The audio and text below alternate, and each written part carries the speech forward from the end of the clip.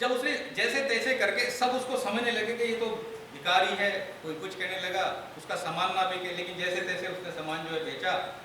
अब जब वहाँ का जो इंचार्ज होता है जिस स्थल में बेचा, तो भाई उसको भी हिसाब किताब करना था, उसके नोट वोट भी सब चिपके उपके हुए थे।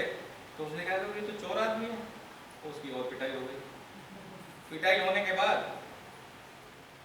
अब जब पिटाई होने के बाद पिट ही रहा था, तो उसका क्या, क्या काम क्या, एक दुकान पे एक अंगूठी रखी थी किसी की, और उसका हाथ उसमें जा लगा तो अंगूठी भी चिपक गई। और उसने सोचा भाई अच्छा मेरी अंगूठी भी चुरा ली, पिट तो रहा, अंगूठी भी चुरा ली। और दुकानदार ने उसको थप्पड़ जड़ दिया, और जब जड़ दिया तो उसको चिपक गया उसी का। अब तब समझ में आया भाई ये तो मामला, ये चोर नहीं है, ये तो वास्तव में परेशान है, इसकी ये समस्या है। तब जाके जो है उसका पीछा छूटा। तो अर्थ यहां कहने का ये है कि जब तुम नकली चीज को ढूंढोगे या नकली चीज को खरीदोगे या नकली चीज के पीछे दौड़ोगे, तो उसके दुष्परिणाम अवश्य सामने आएंगे। है तो वो भी फ्रूट, जैक फ्रूट, लेकिन अगर फ्रूट के नाम से खरीदोगे तो उसके दुष्परिणाम तो आएंगे आएंगे। अगर तुमने एप्पल फ्रूट खरीदे तो मीठा होता और तुम्हारे कुछ काम आता। तो इसी तरह से जब तुम असत्य को ग्रहण कर लेते हो, जब तुम असत्य को ग्रहण कर लेते हो, तो उसके दुष्परिणाम तुम्हारे साथ उसी दिन से लगना शुरू हो जाते हैं। जैसे एक छोटा सा उदाहरण मैं दूं, अगर आप भोजन थोड़ा सड़ा गला, यानी एक दिन का रखा हुआ या 2 दिन का रखा हुआ अगर भोजन खाएंगे, तो उसके दुष्परिणाम कितनी देर में आएंगे? तुरंत आएंगे। और अगर आप अच्छा भोजन, ताजा बना हुआ भोजन खाएंगे, तो उसके भी परिणाम अच्छे आएंगे, लेकिन वो अच्छे परिणाम आएंगे, वो उसके परिणाम अच्छे आएंगे। तो आप जब सत्यता को पहचानेंगे तो उसके भी परिणाम तुरंत आने लगेंगे, उसके भी परिणाम तुरंत आने लगेंगे। तो जब आप, और सत्य क्या है? सत्य है आपका आत्म। आपको आत्म ज्ञान प्राप्त करना है, अपनी आत्मा का उद्धार करना है। कैसे करना है सब जानते हैं, वो बताने की आवश्यकता नहीं है, वो सब जानते हैं। तो आत्म ज्ञान को पकड़ो, अपनी आत्म ज्ञान को पकड़ो, तो आपके परिणाम सारे अच्छे चले जाएंगे। ठीक है? कहीं ऐसा ना हो, बहुत सी जगह ऐसा होता है कि आत्मा भी बता दी, परमात्मा भी बता दिया कि भाई इनका मिलन भी होना है, हम ये जाना है वो जाना है, लेकिन फिर वो माया में भटक जाते हैं।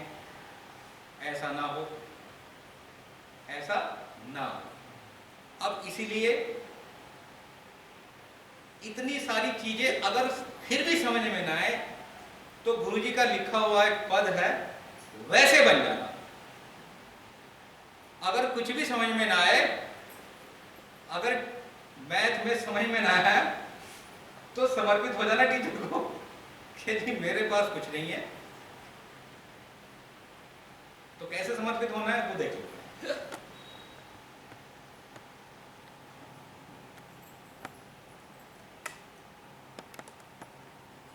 नाथ है मेरी कौन विसा,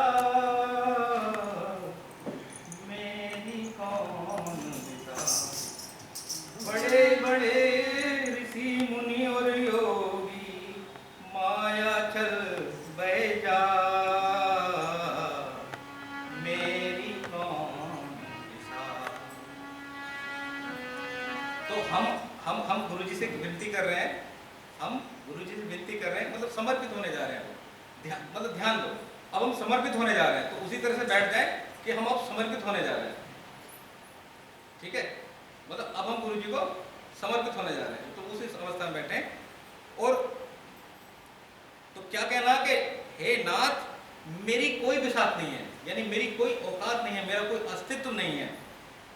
क्यों अस्तित्व नहीं है? क्योंकि बड़े बड़े ऋषि और मुनि और योगी इस माया छल में बह जाते हैं, टूट जाते हैं, बिखर जाते हैं। इसलिए मेरी तो कोई औकात ही नहीं, मेरी तो कोई विसात ही नहीं है। भला बुरा जैसा तेरा हूं, अवगुण गिने न जा। मैं भला हूं या बुरा हूं, तेरा हूं, अवगुण गिने ना जा। और अवगुण को तो चित मत रखना, चित में तो ध्यान में रखना, क्योंकि अवगुण तो मेरे बहुत हैं, गिने नहीं जा सकते, इतने अवगुण हैं। लेकिन जैसा हूं तेरा हूं, तुम बिन कौन हरे दुख मेरा, नौका बूढ़ी जात। और प्रभु ये मैं जानता हूं कि तुम्हारे बिना मेरा दुख कोई और हर ही नहीं सकता। मेरी डूबती हुई बूढ़ी जात, डूबती हुई नैया को आप ही पार लगा सकते हो। हे प्रभु, मेरा कोई अस्तित्व नहीं है, नाथ है मेरी कौन, मेरा कोई अस्तित्व नहीं। सुर मुनि संत प्रमाण न कोई, माया से बची जात। मैं मूर्ख अभिमानी कामी, माया जाल फसा। इसका कोई प्रमाण नहीं है कि संत, सुर मुनि संत माया से बच गए, कोई प्रमाण नहीं है। मैं मूर्ख अभिमानी, मैं तो मूर्ख हूं, अभिमान भी है मेरे अंदर, थोड़ी सी मेरे अंदर कामना भी है, माया, और मैं इस माया जाल में फंसता चला जा रहा हूं, फंस गया।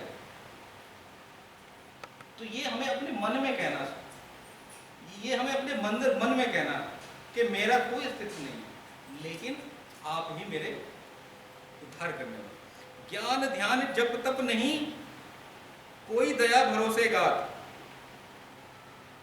मेरा तो ध्यान भी नहीं है, कोई ज्ञान नहीं मेरे, कोई ध्यान भी नहीं, जब तप भी नहीं है, मैं तो सिर्फ आपकी दया के भरोसे बैठा हूं। अवगुण विसार दया कर, स्वामी शरण तुम्हारी याद। कि मेरे सारे अवगुण को तो विसार दो, भुला दो, छोड़ दो, उनको चित ना रखो। दया करो स्वामी, मैं तो तुम्हारी शरण में हूं, मैं तुम्हारी शरण में हूं। मैं बूढ़त तुम देखत ठाड़े, तुमरी होए साथ। शरण पड़ेगी लाज ने राखो, लाज तुम्हारी जात। अब देखो कितनी अच्छी बात है, ये हमारा अधिकार है ये हमारा तो अधिकार है। क्या अधिकार है? मैं बूढ़त, मैं तो डूब रहा हूं, मैं तो अज्ञानी हूं, मुझे तो कुछ पता नहीं, मैं डूब रहा हूं, और तुम दूर खड़े देख रहे हो। तुम्हारी होए साथ, मेरी हंसी नहीं, तुम्हारी हंसी होगी। शरण पड़ेगी लाज न राखो, अगर आपने, मैं तो आपकी शरण में हूं, अगर मेरी लाज नहीं राखी ना, तो लाज तुम्हारी जात, लाज तुम्हारी जाएगी। ये समर्पण भाव, ये भाव समर्पण के। कहत हो राम देव लगी बाजी, कर तुम तरन तरात। बेगी बचाओ नैया बूढ़त, लाज तुम्हारे हाथ। और गुरुदेव कहते हैं कि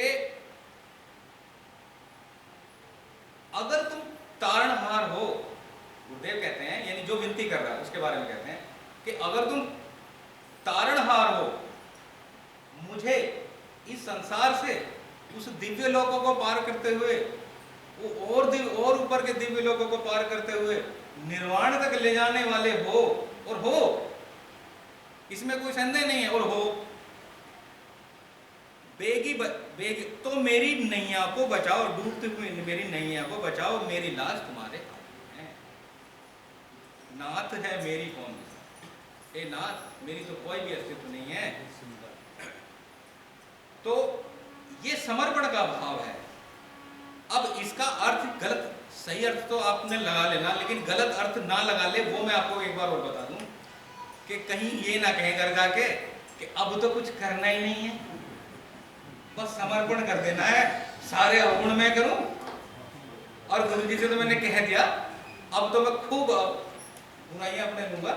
लेकिन इसका अर्थ ये नहीं है।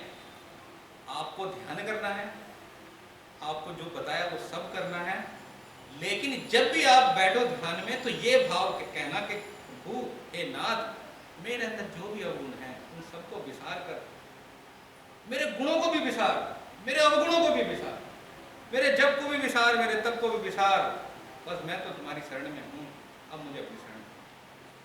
तो ये भाव जब लेके बैठोगे तो निश्चित ही आप अगले पदान, अगले पढ़ान, बोलो सद्गुरुदेव भगवान।